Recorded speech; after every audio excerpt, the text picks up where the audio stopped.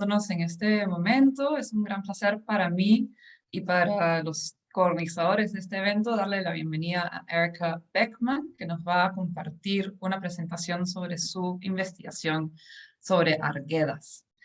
Este evento ha sido posible gracias a la colaboración de varios grupos y entidades dentro de la PUC y a varias personas.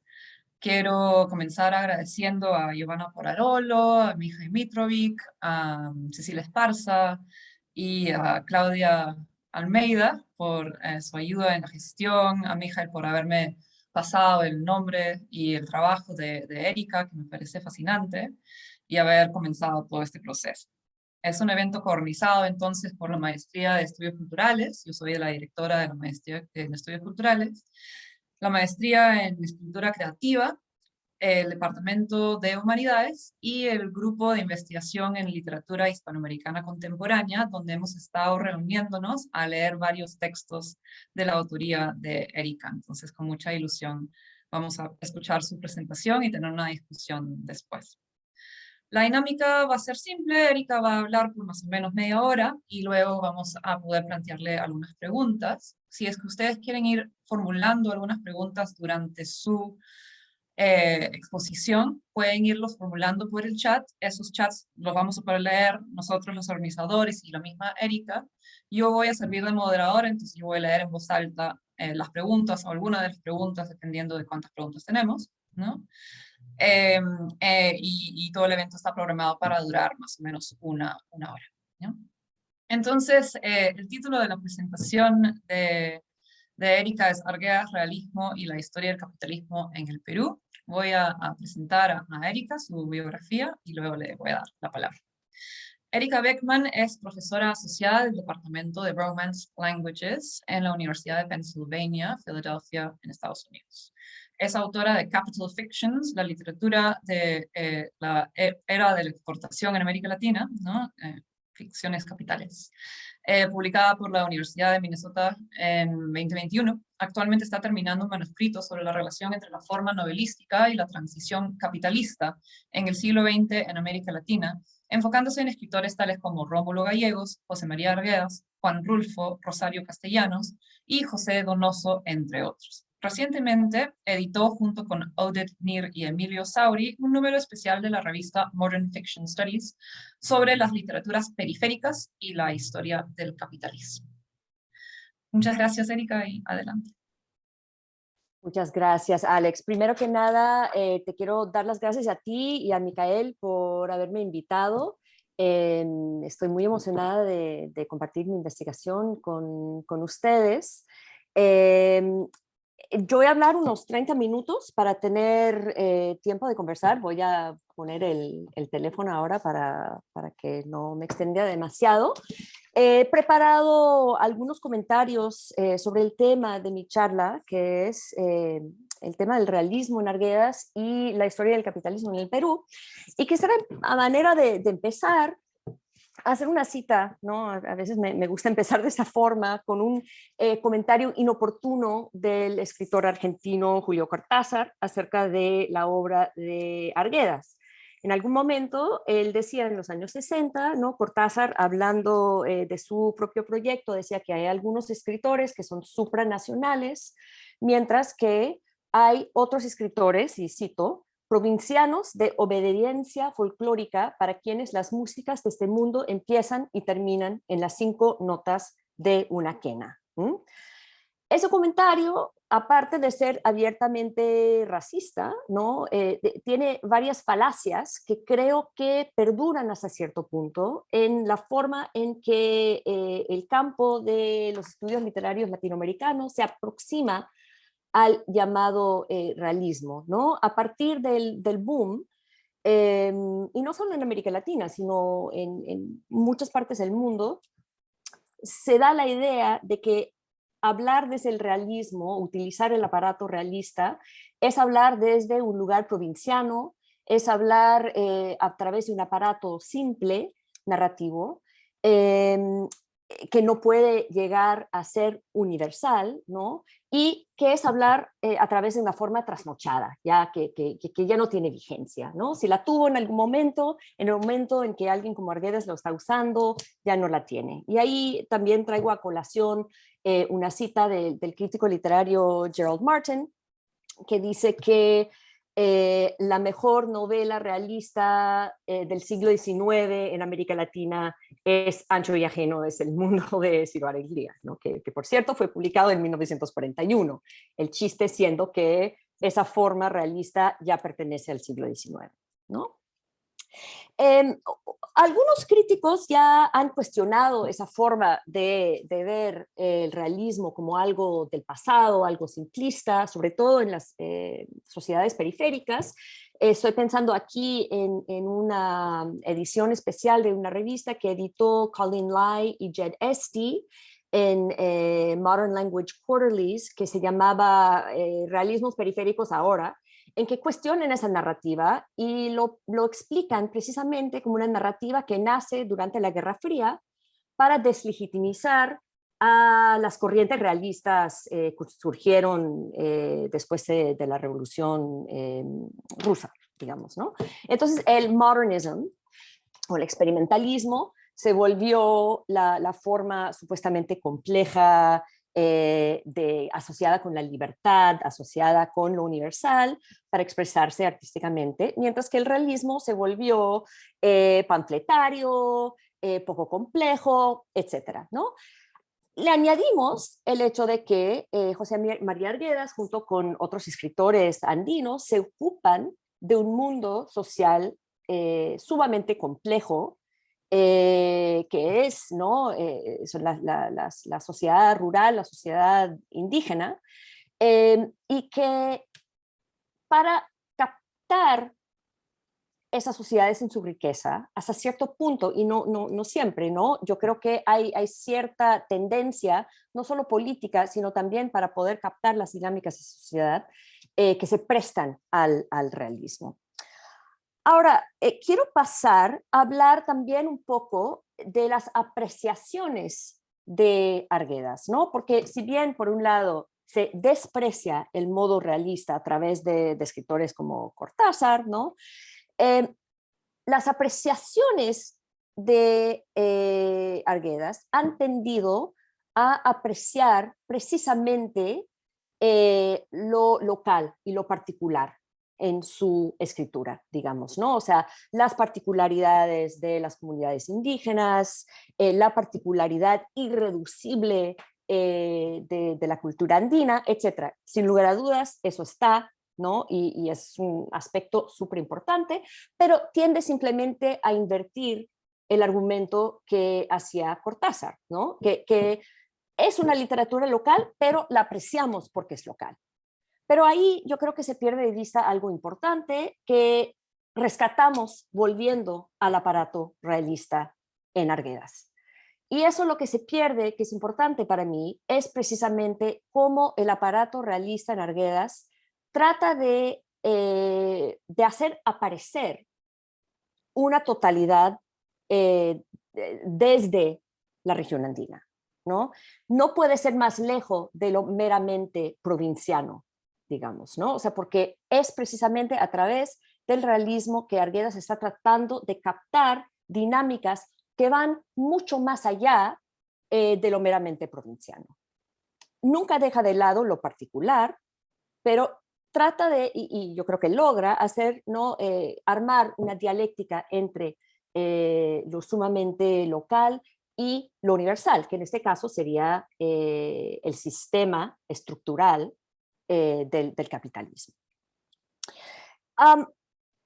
Quiero también utilizar a dos orientaciones críticas que he encontrado muy fértiles y útiles, observaciones acerca de la obra de Arguedas. El primero viene de Antonio Conejo Polar en un estudio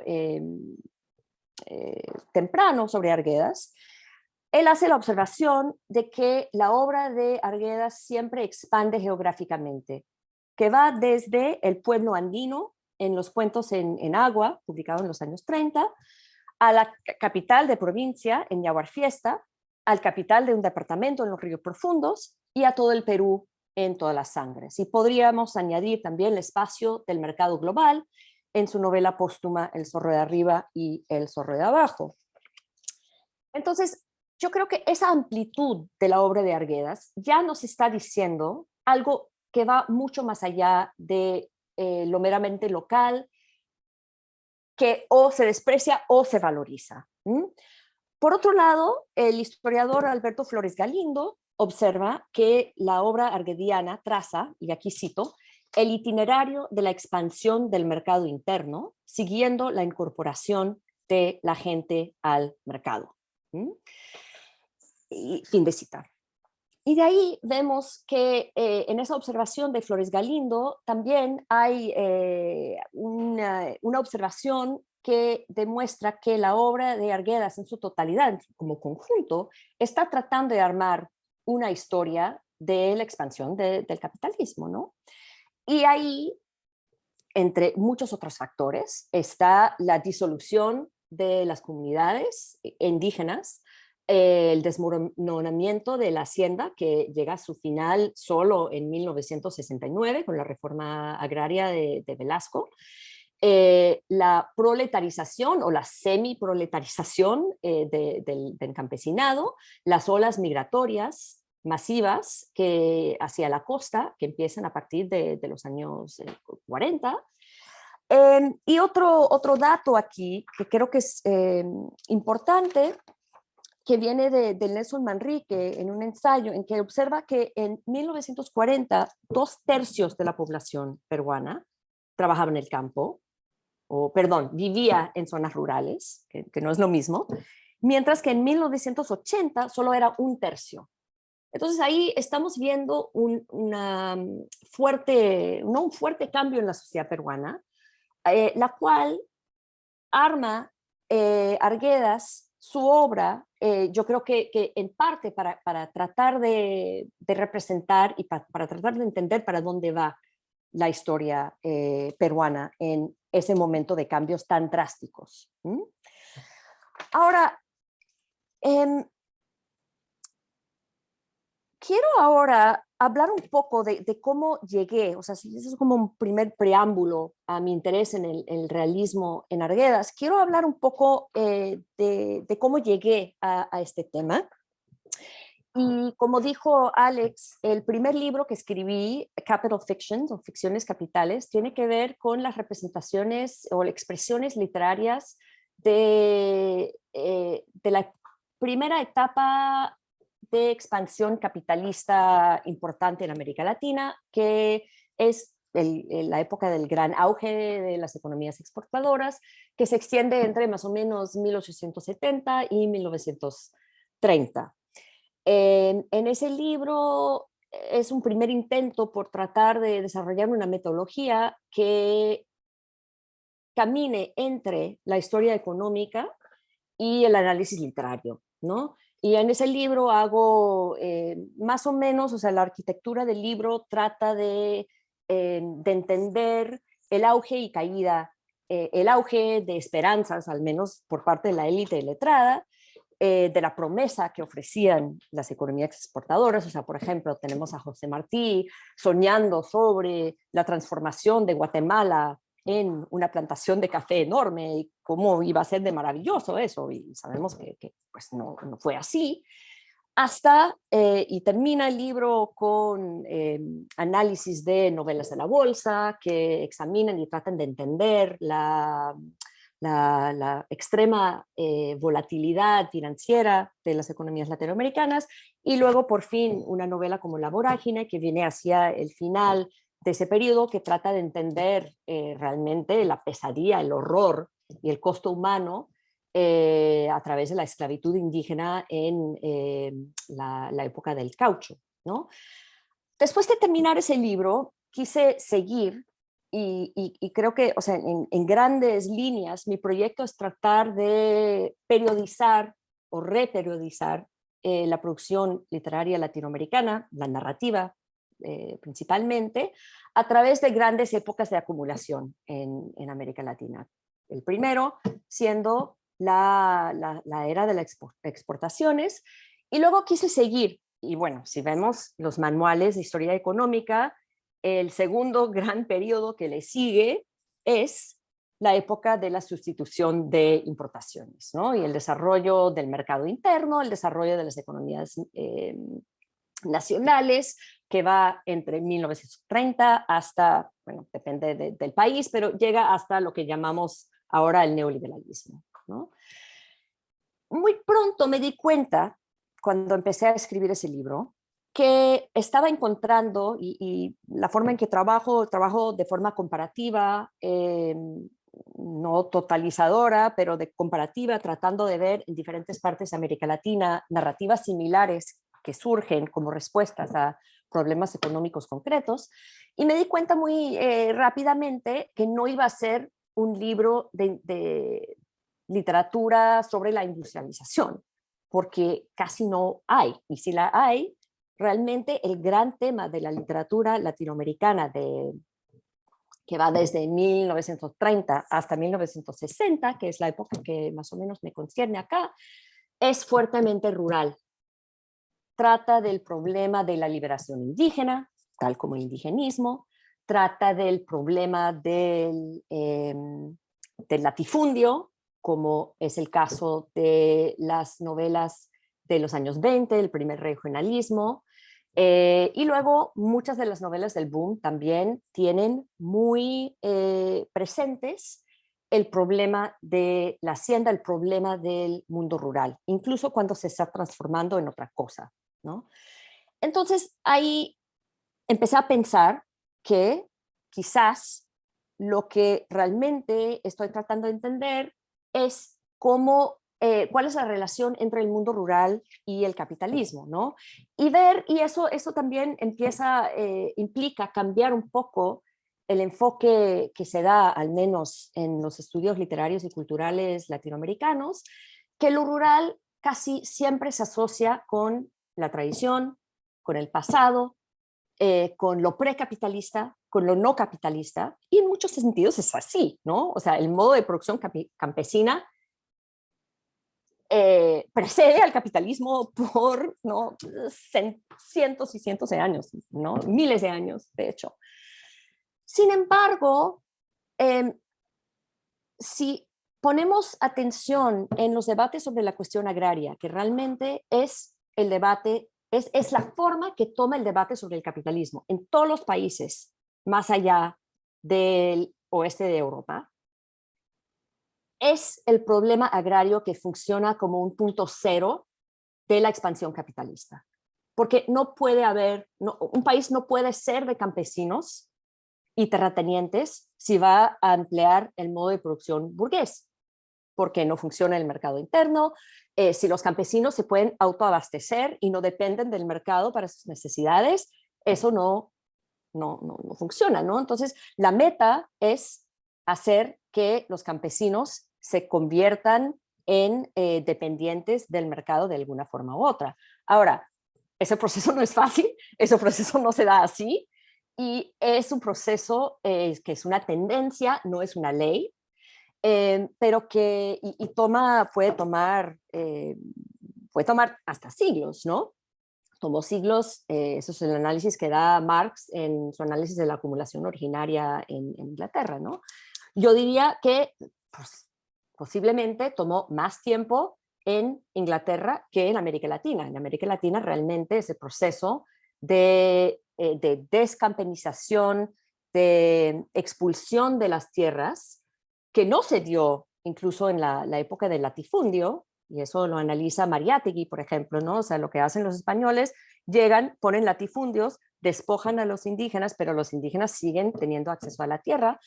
El realmente expulsar al campesinado del campo no ocurre sino hasta mediados del siglo XX, ¿no? Y eso es uno de los grandes problemas que me interesa examinar en este libro. Y solo voy a compartir la pantalla solo quiero mostrarles un poco el plan de este libro. No me voy a extender mucho aquí porque no me quiero extender demasiado. A ver. Y aquí eso es más o menos el plan del libro.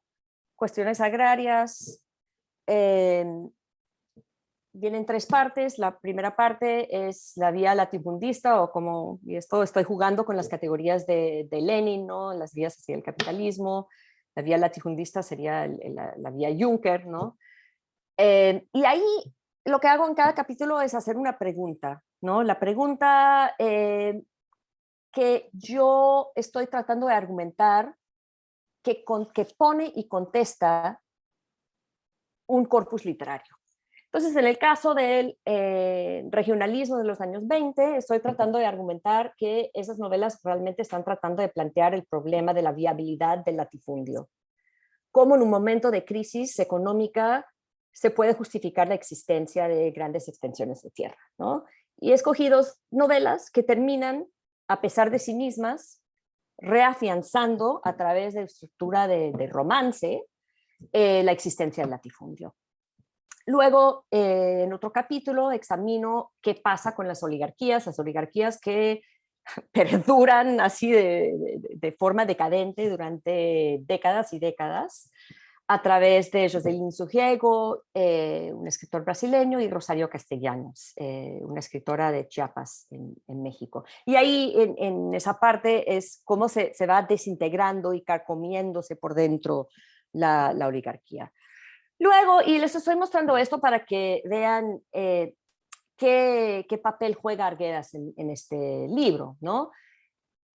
Y lo que estoy tratando de argumentar es que en cierto momento la perspectiva que dominaba la literatura latinoamericana, que era la perspectiva letrada, pero más específicamente la perspectiva del terrateniente, del latifundista, ¿no?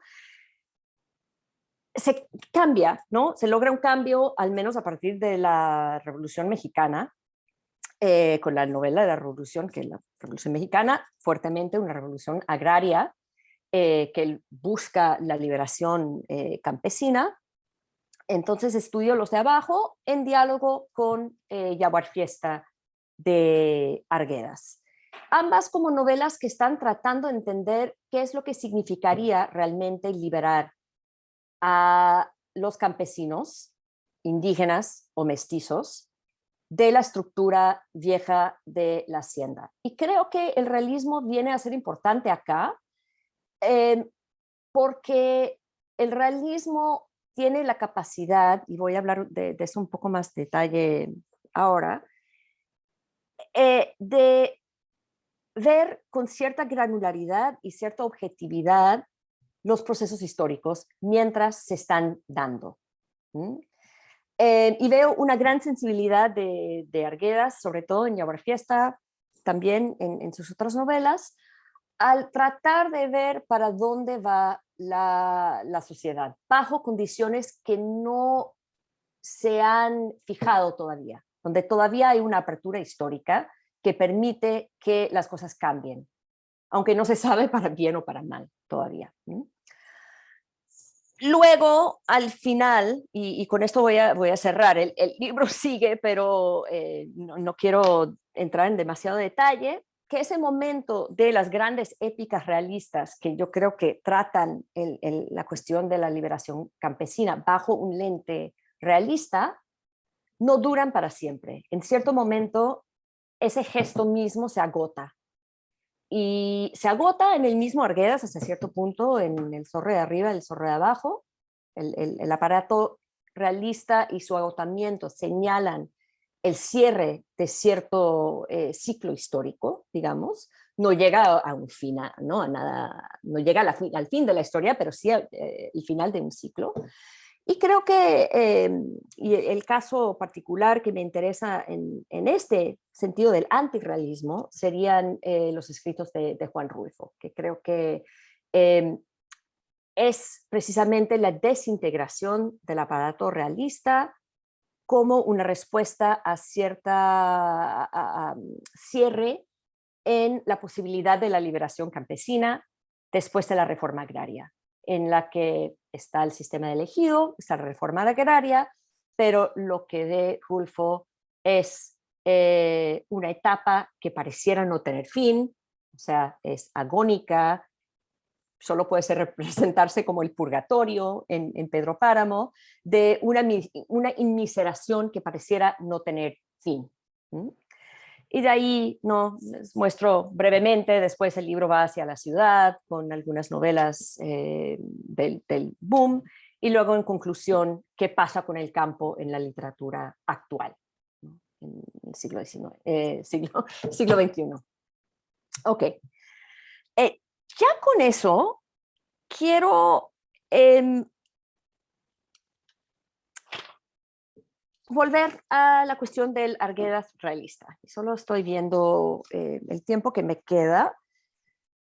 Dentro de este marco, el marco que les acabo de mostrar del interés que tengo en tratar de trazar narrativas o una lectura, relectura de la literatura latinoamericana a través de momentos de transformación capitalista, me interesa cómo Arguedas representa una particularidad irreducible, que son las culturas andinas en diferentes momentos, con un grado de especificidad que cuesta muchísimo si no estás familiarizado con esa sociedad, pero dentro de un marco estructurado.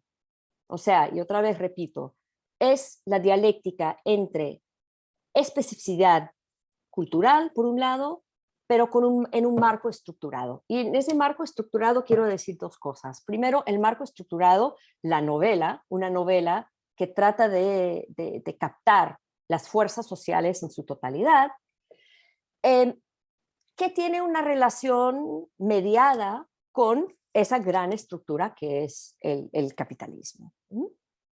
Y esto, otra vez, vuelvo a decir que esto no tiene nada ni de provinciano ni de simplón, digamos, ¿no? Quiero otra vez compartir un momento para compartir algunas palabras del mismo Arguedas sobre su obra. Y aquí está hablando en la novela y el problema de la expresión literaria en el Perú, de un texto de 1950, y está hablando aquí de Yaguarfiesta, y dice, se relata la historia de los 4 barrios de Puquio. Se intenta, es que no puedo, perdón. ¿Qué hice?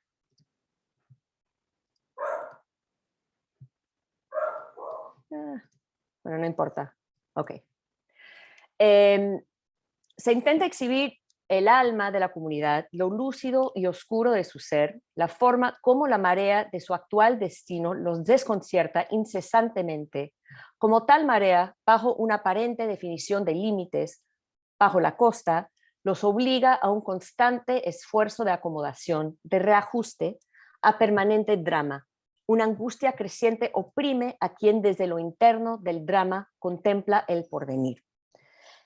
Y en otro momento más adelante está hablando de que él dice que le han llamado indigenistas a sus novelas. Dice, claro que le importa la comunidad indígena, pero lo que más le importa es la sociedad en su conjunto. Y ahí empieza a hablar del terrateniente, del mestizo, de todos los personajes que están creciendo en el Perú de aquel entonces. Y dice, son muchos estos personajes y la definición de sus distintas almas no puede quizás hacerse sino a través de la novela. Y aquí tenemos 2 ideas que quiero destacar. El primero es que en la novela para Arguedas está más que quizás rescatando tradición, o junto con quizás rescatar cierta tradición, que sería el argumento de Ángel Rama, por ejemplo, en su libro sobre la transculturación, está tratando de captar cambios constantes. Por otro lado, es solo a través de la novela que se pueden captar esos cambios. Esto tiene especial relevancia, ya que, y voy a dejar de compartir la pantalla. Esto tiene especial relevancia sabiendo que Arguedas no era solo novelista, sino también etnólogo, pero hay algo especial en la capacidad de la novela de captar una totalidad de la sociedad. de poner en acción a personajes nuevos y viejos bajo circunstancias nuevas. Esto me trae, y cuando leí ese texto de 1950 de Arguedas, pensé inmediatamente, dije, esto parece que hubiera leído a Georgi Lukács en la novela histórica. No pudo haber sido porque ni siquiera, o sea, ese libro es del 38, no se tradujo al español, no creo que lo haya leído, pero no importa. Arguedas sí era gran lector de las grandes novelas realistas, ¿no? Pero para ir un poco a los planteamientos de Lukács, ¿por qué Lukács, que ha sido descartado hace mucho tiempo, ¿no? Por ser inflexible, por toda una serie de cosas, ¿no? Pero yo creo que alterando un poco el marco y la periodización y la inflexibilidad en algunos aspectos de Lukács, se puede sacar muchísima riqueza de sus argumentos. O sea, para Lukács, la novela, la finalidad de la novela, dice en la novela histórica, es entender por dónde va la sociedad a través de personajes típicos, que no son personajes grandes, no son grandes eventos históricos, sino en los movimientos minuciosos de la sociedad, en contactos minuciosos, se puede ir trazando para dónde va la historia, con cierta objetividad, digamos, ¿no? Y ahí, y los casos de Lukács son Sir Walter Scott, Balzac, etcétera, ¿no?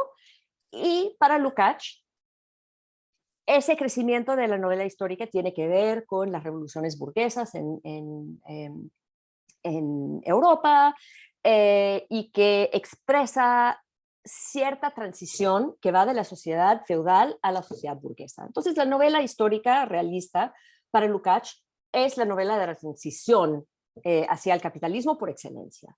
Pero luego Lukács tiene su periodización y dice que a partir de 1848, con las revoluciones fallidas en el occidente de Europa, el realismo deja de ser realismo, ya los novelistas no pueden entender porque por la traición de la burguesía a los movimientos proletarios, los escritores ya no pueden ver ese movimiento histórico. Ahora, no tenemos que prestar atención a esa periodización, yo creo que se puede ampliar a otras partes del mundo para entender cómo ese mismo aparato, esa misma tradición realista se presta a otras transiciones en otras partes del mundo. Y en América Latina sería precisamente, y eso me llama mucho la atención, que la gran tradición realista que se da en el siglo XX en América Latina es casi 100% rural. Podemos pensar en escritores como José Lins do Rego, en Brasil, Jorge Amado en su primera etapa, el indigenismo en su conjunto, ¿no? Que tienden a tratar de trazar cambios. Y no quiero decir transición de una sociedad feudal a una burguesa, porque no es ni feudal ni burguesa con que empezamos ni con que terminamos, ¿no? O sea, hay muchas diferencias. Sin embargo, sí pertenecen al mundo del capitalismo y sí tendría sentido porque en ciertos momentos el realismo va a predominar. Ahora, por otro lado, hay que prestar atención a las diferencias y creo que habría que ampliar la perspectiva lukácsiana sobre el aparato realista con al menos dos perspectivas. La primera sería con la perspectiva de Frederick Jameson, que aboga por la relación dialéctica entre las formas, o sea, no mirar el realismo como algo totalmente separado del naturalismo y el naturalismo como algo totalmente separado del experimentalismo, sino como dialécticas y con cierta permeabilidad, ¿no? Que nos da más flexibilidad para entender la importancia del realismo.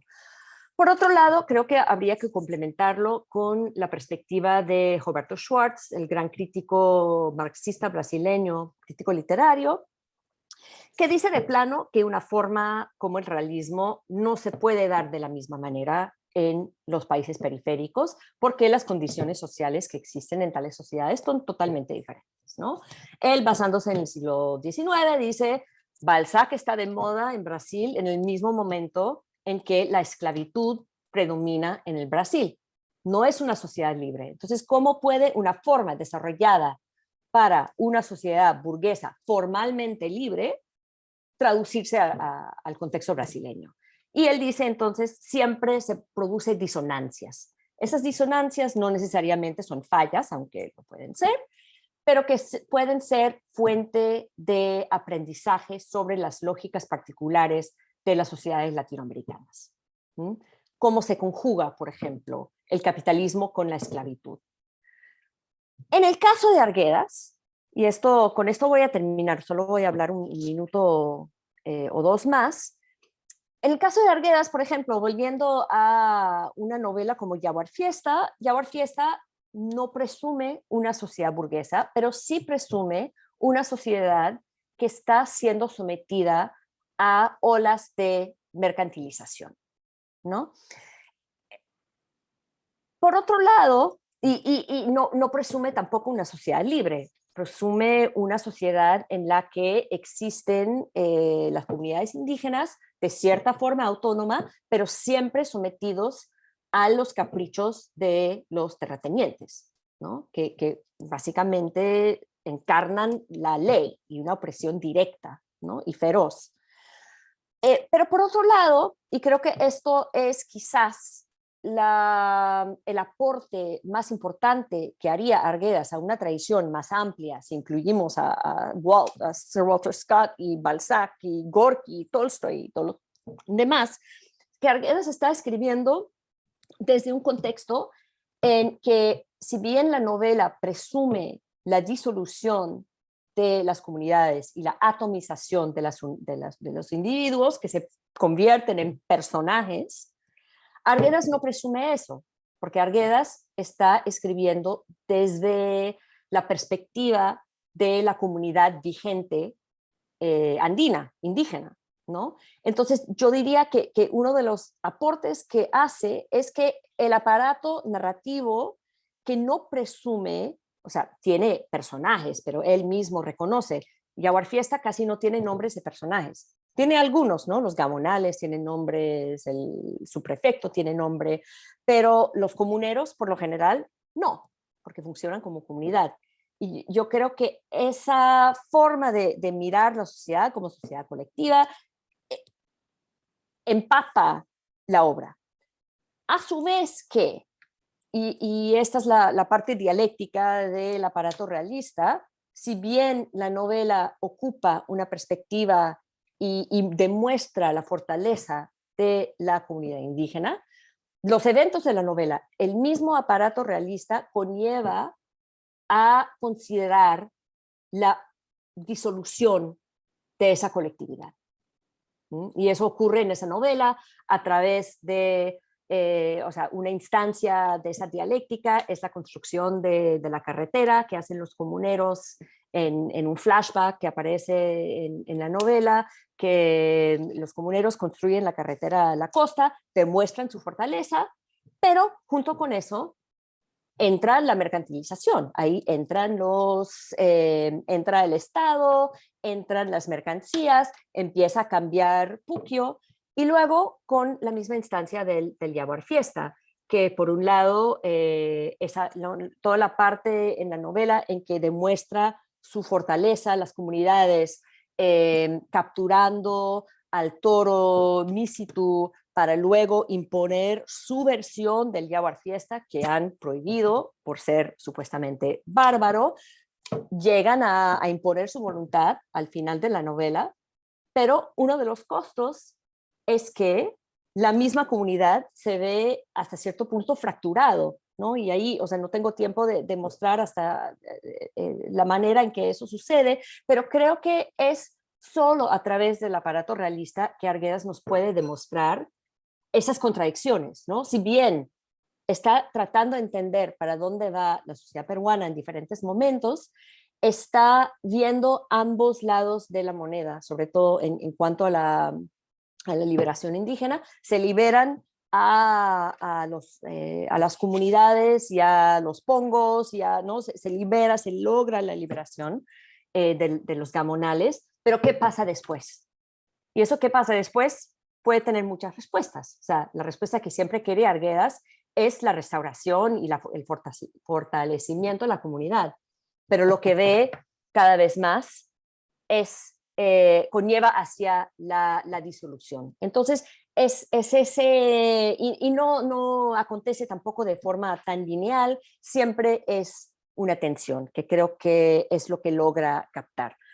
Iba a hablar, y puedo hablar en las preguntas, pero no quiero extenderme demasiado, de cómo se va transformando otro aspecto súper importante del aparato realista de Arguedas, es cómo representa las cosmovisiones indígenas. A veces de forma realista, abierta, o sea, realista como en Yaguar Fiesta, pero cada vez más, sobre todo según se van deshaciendo las comunidades con más fuerza. O sea, una relación inversa entre la fuerza y la contundencia de la comunidad y la presencia del mito en el aparato realista, ¿no? Entonces, en algún momento llega a cierto agotamiento el proyecto de Arguedas en relación precisamente con la intensificación de las relaciones capitalistas en el campo. Ya con eso paro, creo que me he extendido. Con mucho gusto abro la conversación. Muchísimas gracias, Erika.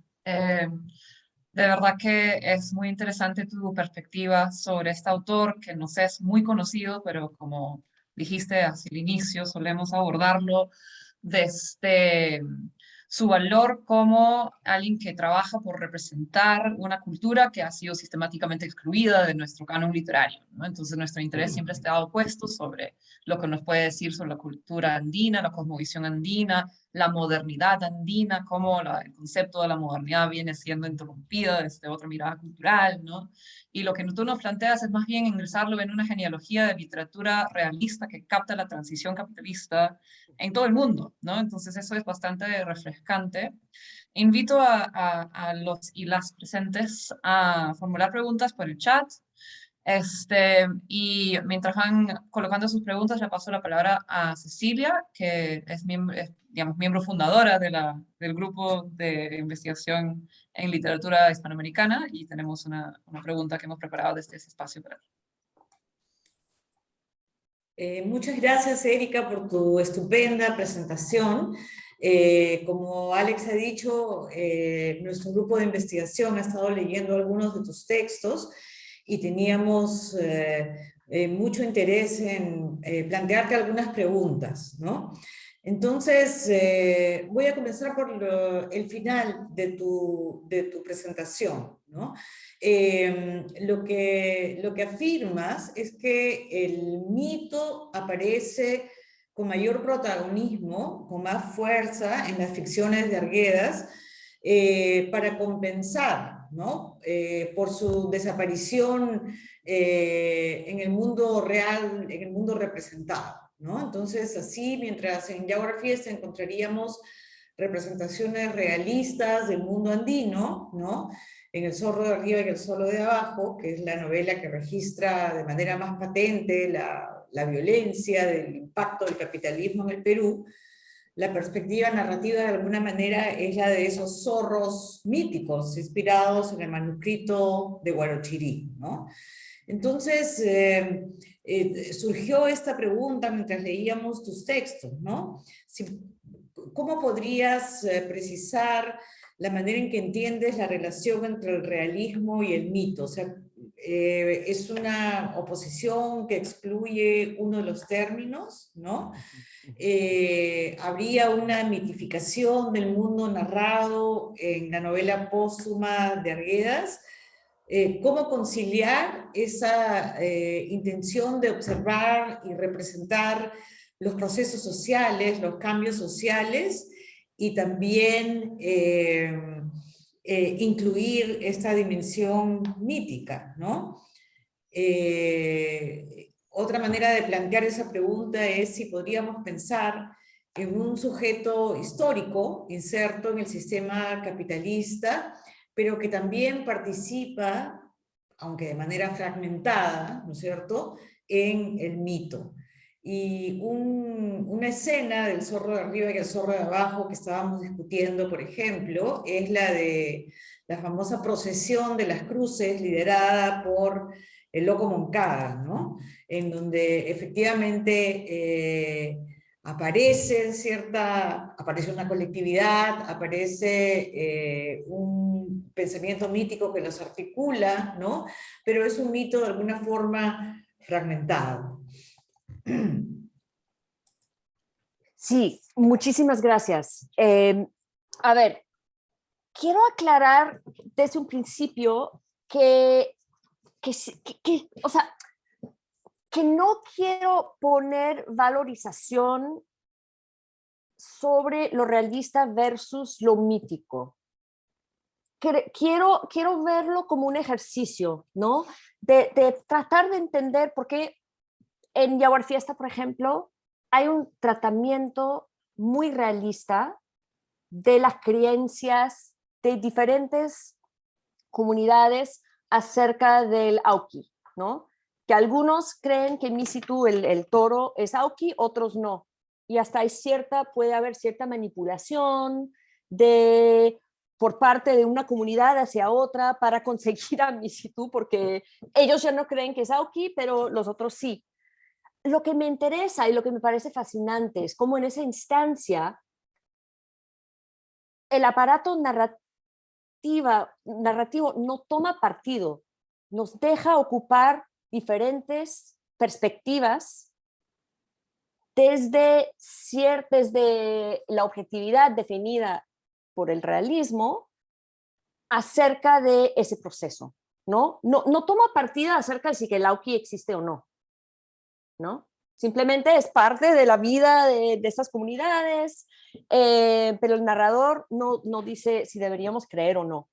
Luego llegamos a una novela como Todas las Sangres y eso empieza a cambiar bastante, ¿no? Con la figura del Yaguar Mayo, por ejemplo, que al final de la novela aparece, ¿no? O sea, cuando matan a Rendón Huilca, las flores del Pisonay crecen, ¿no? Hay un cambio en la realidad desde el mito. A mí me parece, lo interesante que a mí me parece es en qué momento se dan ese lanzamiento. ¿Y por qué dije lo que dije anteriormente? O sea, no le quiero poner valor, no quiero decir que es mejor ver desde el aparato realista, representar de esa forma al mito, versus incorporar al mito en el aparato novelístico. Pero creo que lo que sí podemos hacer es periodizarlo, porque en un momento se da y en otro momento no. Y en el caso de Arguedas creo que sí tiene que ver con la intensificación de las relaciones capitalistas, ¿no? Perdón, si perdí la última parte de tu pregunta, querías... La última parte de mi pregunta es sobre el zorro de arriba y el zorro de abajo, que has mencionado sin extenderte, ¿no?, en tu presentación, pero que en los artículos que hemos leído en el grupo de lectura nos interesó mucho en realidad te estoy preguntando sobre cómo ves, cómo opera el mito en esa novela, y si crees que podría verse, o lo que tenemos allí más bien es como un mito roto, por llamarlo de alguna manera, ¿no? Sí. Que funciona en parte o que ilumina por un momento las posibilidades históricas, pero luego hay una especie de desencanto, no lo sé. Excelente. A mí me encanta la formulación que acabas de hacer, creo que lo has dicho mejor que yo. A mí me encanta la idea del vestigio, ¿no? De la profanación de los mitos, o sea, porque según el mismo modo dialéctico que creo que emplea Arguedas en sus novelas, ya nada queda igual. Ya después de ese Yaguar Fiesta, no, ya nada va a quedar después igual. Ya en los ríos profundos, ya después de la procesión de los colonos, ya nada va a quedar igual. yo creo que ya una vez que llegamos a ese mundo profanado de Chimbote, ¿no? Totalmente transformado por las relaciones capitalistas, de una forma radical, desgarrador, tenemos precisamente un mito ya profanado. Y ese es otro punto que quisiera hacer. Creo que el mito también nos permite ver la historia, sino a través de otros modos y quizás otro tipo de historia. Quizás aún, cuya relación con el capitalismo es mucho más complejo. Sí, muchas gracias, Erika. A ti, gracias. Muchas gracias, sí. Ok, entonces José María Salazar, que es también miembro del grupo de investigación, un estudiante que está por terminar el pregrado en literatura, también había formulado una pregunta a partir de nuestras discusiones. No sé si Erika ya lo contestó en parte, José María, en todo caso lo puedes reformular. Y luego también tenemos una pregunta en chat, entonces primero la pregunta de José María y después te haré la pregunta de él. Sí, hola, ¿qué tal? Muchísimas gracias, la presentación ha sido fascinante. Hemos estado en el grupo conversando ya un mes sobre las distintas lecturas y nos ha encantado y hemos discutido muchísimo. Lo que quería preguntar, efectivamente ya se respondió, pero lo voy a reformular un poco, y es esta idea, si aceptamos esta idea que planteas, que es muy interesante y refrescante, de que el proyecto de Argeas es un proyecto no particularista, sino totalizante, podemos luego sí preguntarnos cuál termina siendo el lugar dentro de ese proyecto de la particularidad andina, ¿no? Del mito, dentro de la totalidad que Arguedas describe, y si ese lugar, si esa función, si contiene una función de utopía, ¿no? En otras palabras, si realmente, porque en un momento en uno de tus artículos planteas que el Ayu desaparece al final de Arguedas, y si ese es realmente el caso, o si hay aún una agencia histórica, política en las novelas de Arguedas hacia el final. Sí, muchas gracias. Excelente pregunta. Entonces, ¿dónde nos deja el mito con respecto a la totalidad? ¿Dijiste? Ok. O sea, creo que siempre hay un ir y venir entre la totalidad y la particularidad, ¿no? Entonces, o sea, obviamente el mito es algo sumamente particular, pero luego cómo está mediada por la totalidad que es el capitalismo. Una respuesta sería lo que me preguntó María Cecilia, ¿no? Y lo que estábamos hablando antes, de cómo el mismo mito se transforma. Ahora, no se vacía por completo, y creo que ahí viene mi respuesta a la segunda parte de tu pregunta sobre la utopía. Quizás lo que hace Arguedas a través de, al menos en novelas de Los ríos profundos en adelante, es tratar de replantear el mito como una forma utópica de pensar. Creo que sería para mí, a mi modo de ver, estaría articulada de forma más fuerte en Los ríos profundos. Ya cuando llegamos al zorro de arriba y el zorro de abajo está sumergida, porque es una novela que yo creo que, y bueno, o sea, no solo por las circunstancias personales de Arguedas cuando la escribió, sino porque la misma novela plantea cierta imposibilidad y cierto callejón sin salida para la gente que ha sido expulsada de repente del campo y a vivir en esta especie de infierno, ¿no? Dependiente e industrial. Entonces, o sea, yo creo que según, ¿no? En conjunto con lo que decía anteriormente acerca del cambio del mito, es otro cambio y es otra vuelta que le da Arguedas al mito, porque el mito también es el mito expresa una visión de la historia andina, a la vez que es hay que historizarla porque está cambiando todo el tiempo, que es que, sin lugar a dudas, yo creo que es un lugar irreduciblemente utópico para Arguedas. De forma compleja y que entra en ¿no? cierto desasosiego con posiciones socialistas de la época, ¿no? Muchas gracias, Erika. Ya, por cuestiones de tiempo, voy a tratar de sintetizar mi pregunta con las 2 o 3 preguntas que tenemos en el chat, que creo que están vinculadas, pero igual como Orgeas es un pensador tan complejo y digamos, las herramientas teóricas que empiezan a entrar en juego también son complejas, pues se entiende que si no puedes dar una respuesta totalizante en estos momentos.